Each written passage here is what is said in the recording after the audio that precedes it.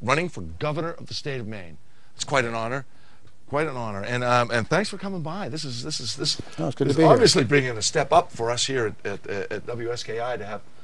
Oh, not at all. I'm happy to be here. Born and raised in Farmington. Yeah, I was born in Farmington and raised there till I was 10, and then I lived in Gorham. Went through high school in Gorham. I practiced law in Portland for a number of years, and then I've been in Skowhegan since 1982 practicing law. Great. Been in the state senate and the House for 15 years, and ran for governor 4 years ago. Almost made the primary. Right. Lost by a thin margin. Yes. I'd like to make it this time. Sure. You know, I wanted to bring you in. I gave you a shout to come in because Sure. this area and myself in the summertime are very interested in tourism and how the state and I don't know how Sugarloaf. I can only speak for myself, but I felt that tourism they failed us a little. The state has failed us a little bit in the tourism and promoting tourism. Maybe it's just because of the business I'm in, but I see other states spending a little bit more. Where do you see Maine? What's your idea of Maine's tourism, where it goes? Well, the source of everything that the state does to promote tourism Right. is largely within the food and lodging tax. Yes. The tourism promotion is 5% of that tax, about $8 million a year, is set aside for specifically for promotion. This tax reform bill that is now going to be on the ballot in June Right. would raise that. It would raise the tax, unfortunately, but it would also raise the percentage of the total of the tax that goes for tourism promotion, Right. so that it would increase from around $8 million to around $13 million, the amount of money that the state spends annually to promote tourism.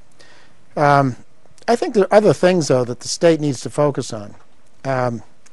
We've let our roads slide, and everybody who drives to Sugarloaf knows that there are some challenges here and there, and we've got to keep.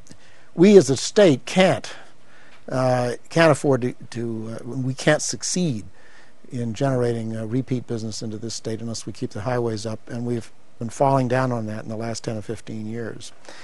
Second thing is, people nowadays want, even if they're out in the wilderness and they're admiring all the trees and the rivers and the streams and so forth, they also want to have access to the cell phone. They want the BlackBerry. Sure. They want the BlackBerry on, right? Oh yeah. And they also want internet access and high speed, if you please. Right. And there's a lot going on in the state to promote both, but not enough yet.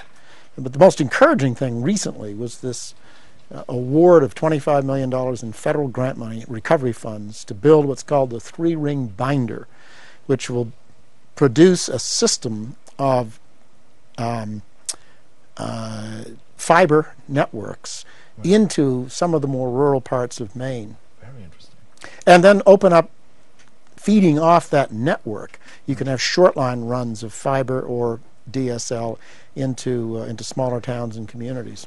Right. There's also a lot of talk in the last few years about cell phone service. And I know, it's terrible. Yeah. There's some spots on the coast that are just black holes. Yeah.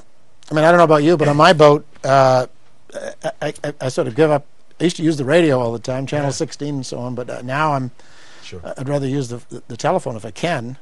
The state doesn't really exercise a lot of control over the cell phone situation, but there's a fund that's set aside to promote it and to help build infrastructure for cell phones where it's lacking, and the state needs to do a lot more about that. Sure. And it should have been perhaps a more stringent condition of when Verizon bailed out. But there is competition in that field. I mean, we have Verizon, we have T-Mobile, we have a number of other companies that are offering it, but they are. I don't know that the state does enough to insist that there be uniformity of coverage. I know driving up from Solon up through Jackman to Quebec, it's pretty grim, and it's a safety issue because people get hurt out there. People in the woods business get lost or get hurt, and people have come to. They're carrying their cell phones everywhere. Everybody expects that. It's a safety issue. Yeah, I have my guests come on board, and they may live in a metropolitan area, and it's just foreign for them not to get service. We can't afford to be in the tourism business unless we're offering the cell phone. Okay. Almost everywhere. Well, thanks. We're gonna. Peter's gonna be here with us a little bit longer. We're gonna take a quick break now and be right back, and I'll ask him some other questions, and we're gonna give some more stuff away.